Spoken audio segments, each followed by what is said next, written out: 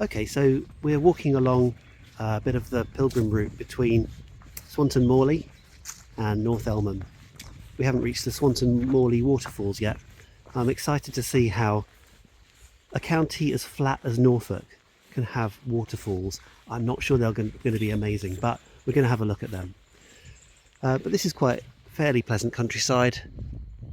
We've been, again, really so lucky with the weather, if lucky is a word you can use on a pilgrimage.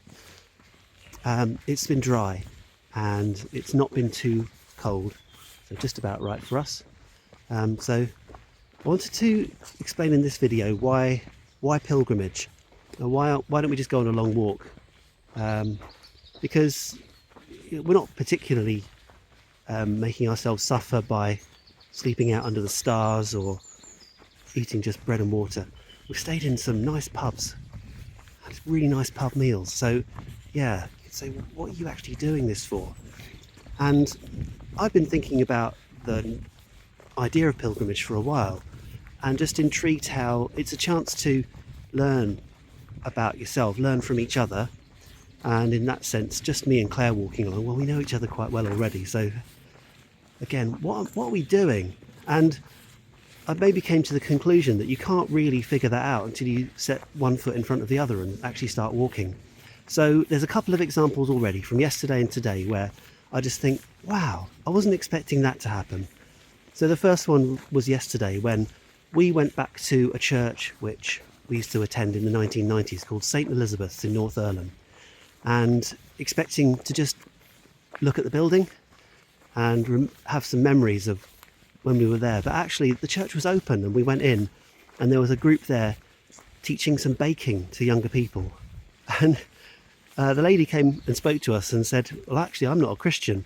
So it was a little bit odd that we're going into a church, but the people in there aren't actually Christians. They're just using the building. And yet we had a lovely chat with her about how it was and shared some of the stories about the church. And she was really gracious, let's say, and listened to us. And it was nice to spend that time. And do you know what? That really meant something to me and Claire as well. So good things that we never knew were going to happen. The other one was today, and we've been popping into whichever churches are open on the way. And we got to a little village called Elsing and went into the parish church, which is called St Mary's.